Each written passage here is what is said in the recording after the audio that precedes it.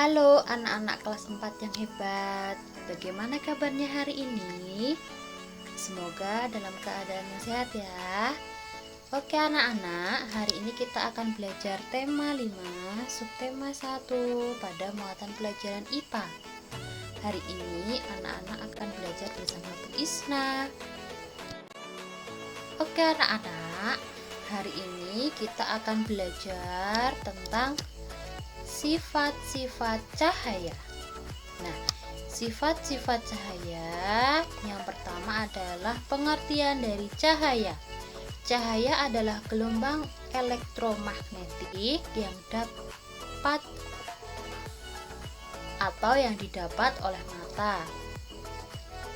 Gelombang elektromagnetik adalah gelombang yang dihasilkan dari perpaduan medan magnet dan medan listrik. Dengan adanya cahaya, sebuah benda dapat dilihat. Benda yang dapat mengeluarkan cahaya disebut sumber cahaya. Sumber cahaya sendiri dibedakan menjadi dua, yaitu sumber cahaya alami dan buatan. Contoh sumber daya alami itu yang pertama ada matahari, bintang, dan kilat. Sedangkan contoh untuk sumber cahaya buatan itu ada lampu pijar, lilin, dan senter. Oke anak-anak, sifat cahaya yang pertama itu adalah cahaya merambat lurus, di mana hal ini dapat terjadi jika cahaya melewati medium perantara. Contohnya, cahaya yang masuk melalui celah-celah jendela merambat lurus, pergantian siang dan malam. Selain itu, matahari memancarkan cahaya yang terpancar lurus ke bumi.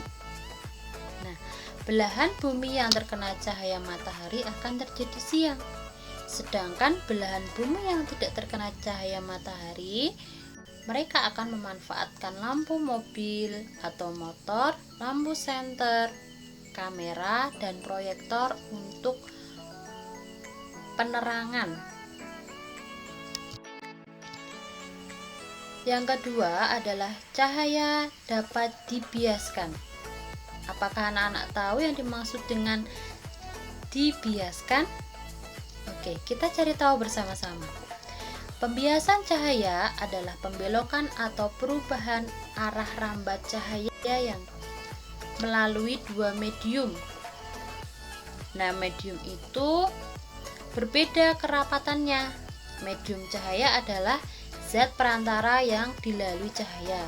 Sedangkan medium zat padat lebih rapat daripada medium air. Medium air ini lebih rapat daripada medium udara. Nah, contoh peristiwa cahaya yang dapat dibiaskan ini yang pertama, bila cahaya datang dari medium renggang ke medium yang lebih rapat, maka cahaya akan dibiaskan mendekati garis normal, misalnya pembiasan dari udara ke air. Yang kedua, itu adalah cahaya datang dari medium rapat ke medium renggang, maka cahaya akan dibiaskan menjauhi garis normal, misalnya pembiasan dari air ke udara. Selanjutnya adalah cahaya dapat menembus benda bening. Pasti anak-anak pernah melihat ya cahaya yang menembus benda bening. Oke, kita lihat bersama-sama. Benda bening merupakan benda yang dapat ditembus oleh cahaya, misalnya kaca dan mika. Sifat cahaya yang dapat menembus benda bening dapat menyebabkan cahaya lampu menembus permukaan air yang bening. Hal tersebut menyebabkan tanaman yang hidup di dasar laut atau di dasar air dapat tumbuh dengan baik. Sifat cahaya ini bermanfaat bagi kehidupan manusia, misalnya penggunaan kacamata, kaca mobil, dan akuarium.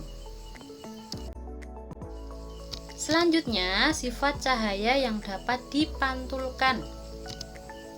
Nah, ketika cahaya mengenal suatu benda, maka sebagian cahaya akan diteruskan ke dalam benda yang dikenainya dan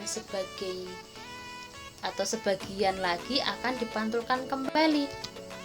Pemantulan cahaya dibedakan menjadi dua, yaitu yang pertama, pemantulan teratur adalah pemantulan cahaya oleh permukaan benda yang rata. Contohnya cahaya yang mengenai cermin atau permukaan benda yang mengkilap.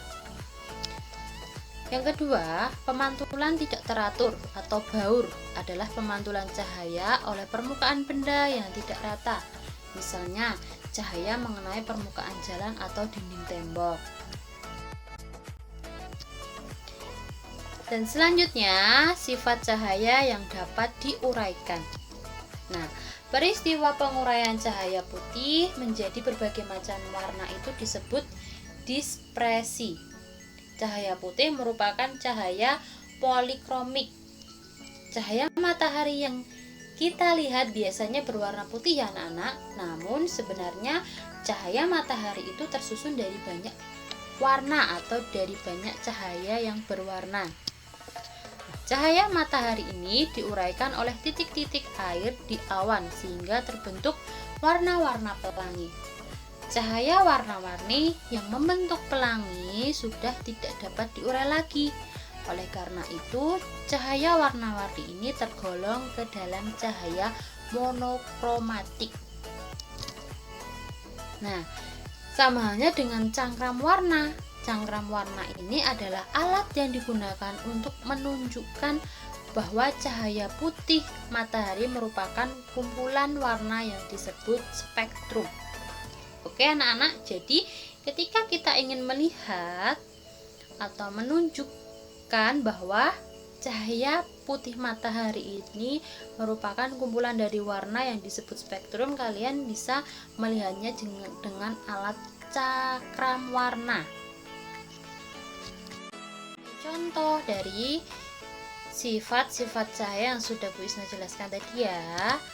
Nah, ini merupakan sifat-sifat cahaya dan contoh lengkapnya, di mana sifat cahaya yang pertama tadi adalah cahaya merambat lurus. Di situ ada seorang anak yang sedang praktek ya anak-anak, di mana anak tersebut meletakkan 3 karton dengan disusun rapi, sedangkan di depan karton yang paling depan itu diletakkan sebuah lilin.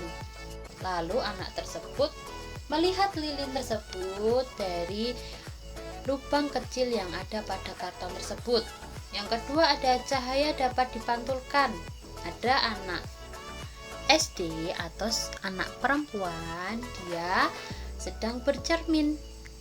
Nah, itu merupakan contoh dari pantulan cahaya. Yang ketiga, ada cahaya dapat dibiaskan. Contoh dari sifat cahaya dapat dibiaskan itu ketika kalian memasukkan pensil di dalam gelas yang berisi air. Pasti ketika kita lihat dari arah kejauhan, pensil tersebut terlihat seperti patah ya anak-anak. Nah, itu merupakan contoh dari cahaya yang dapat dibiaskan. Selanjutnya, cahaya dapat menembus benda bening. Di situ ada contoh seorang anak perempuan, dia meletakkan gelas di atas meja lalu memberikan cahaya dengan menggunakan senter. Setelah senter itu dinyalakan, maka cahaya itu akan menembus benda bening atau menembus gelas yang diletakkan dalam meja tersebut. Terus, dan yang terakhir itu cahaya dapat diuraikan seperti yang sudah bisa jelaskan tadi. Bagaimana cahaya dapat diuraikan? Itu kita bisa melihat matahari. Matahari itu kalau kita lihat berwarna putih ya anak-anak, tapi kenyataannya tidak. Matahari itu tersusun dari beberapa warna atau biasa disebut dengan spektrum.